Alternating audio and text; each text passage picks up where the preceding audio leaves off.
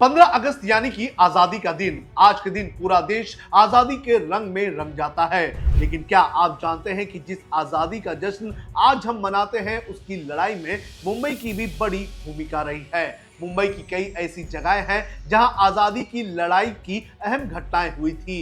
आज स्वतंत्रता दिवस के मौके पर आपको मुंबई की उन्हीं ऐतिहासिक जगहों की कहानी बताएंगे जो आज भी देश की आजादी की गवाही देते हैं। लेकिन मेरी आपसे अपील है कि आप इस वीडियो को देखें, शेयर करें और कमेंट करके हमें यह बताएं कि आप इन जगहों में से कौन कौन सी जगहों में जा चुके हैं। नमस्कार, आप देख रहे हैं लोकमत हिंदी। मेरा नाम है सोनू कनौजिया। सबसे पहले बात करेंगे अगस्त क्रांति मैदान की। देश की आजादी की बात हो और अगस्त क्रांति मैदान का नाम ना आए, ऐसा हो ही नहीं सकता है। आज जिस जगह पर लोग सुबह टहलते हैं, बच्चे खेलते हैं और शहर अपनी रफ्तार से चलता है, उसी जगह पर 9 अगस्त 1942 को भारत की आजादी की लड़ाई ने एक निर्णायक मोड़ लिया था। उस वक्त इस जगह को गोवालिया टैंक मैदान के नाम से जाना जाता था।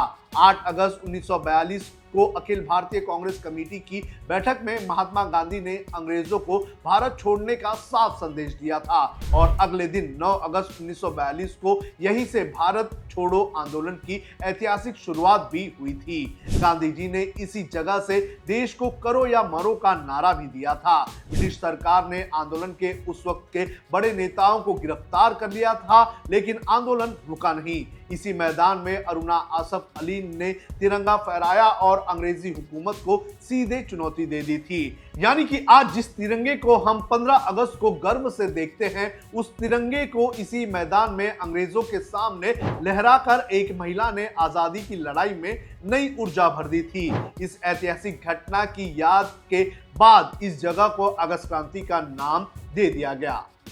अब चलते हैं मुंबई के गांवदेवी इलाके में मौजूद मणि भवन की तरफ।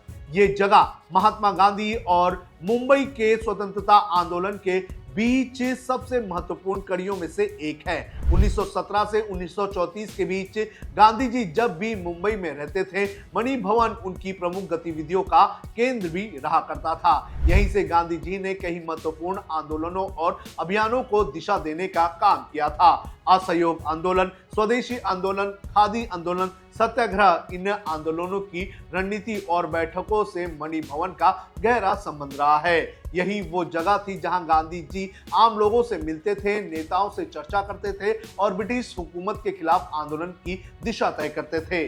आज मणि भवन एक संग्रहालय है, लेकिन अगर आप इसकी दीवारों के बीच खड़े होकर इतिहास को महसूस करें तो आपको अंदाजा होगा कि मुंबई के इस छोटी सी इमारत से निकलने वाली आवाज पूरे देश में किस तरह से गूंजा करती थी। अगला नाम है आजाद मैदान का।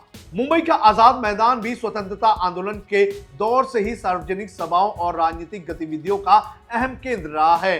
अंग्रेजी शासन के खिलाफ लोगों को एकजुट करने और अपनी आवाज उठाने के लिए ऐसे सार्वजनिक मैदान बेहद महत्वपूर्ण थे। आज भी यहाँ राजनीतिक और सामाजिक आंदोलन की आवाज सुनाई देती है। यानी आजाद मैदान सिर्फ मुंबई का एक मैदान नहीं, बल्कि विरोध और लोकतांत्रिक आवाज की एक पुरानी परंपरा का हिस्सा है। 1946 का नौसैनिक विद्रोह। मुंबई की आजादी की कहानी सिर्फ गांधी, कांग्रेस और जन आंदोलनों की कहानी नहीं है। इस कहानी का एक बेहद महत्वपूर्ण अध्याय है 1986 का रॉयल इंडियन नेवी विद्रोह। फरवरी 1986 में ब्रिटिश नौसेना में काम कर रहे भारतीय रेजिमेंट्स ने ब्रिटिश अधिकारियों के खिलाफ विद्रोह कर दिया। इस विद्रोह की शुरुआत HMIS तलवार से हुई और देखते देखते इसका असर पूरी मुंबई और दूसरे नौसैनिक प्रतिष्ठानों तक पहुंच गया। नौसैनिकों ने खराब खाने, नस्ली भेदभाव और अंग्रेज अधिकारियों के रवैयों के खिलाफ आवाज उठाई थी। लेकिन मामला सिर्फ नौसैनिकों तक सीमित नहीं रहा। मुंबई की सड़कों पर भी इसका असर देखने मिला। हजारों आम लोगों ने नौसैनिकों के समर्थन में प्रदर्शन किया।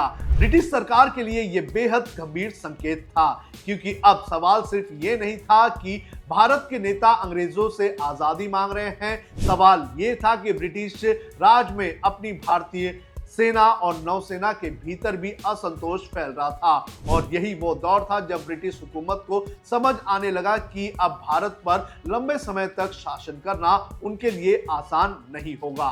गेटवे ऑफ इंडिया, अंग्रेजों के आगमन और विदाई की कहानी।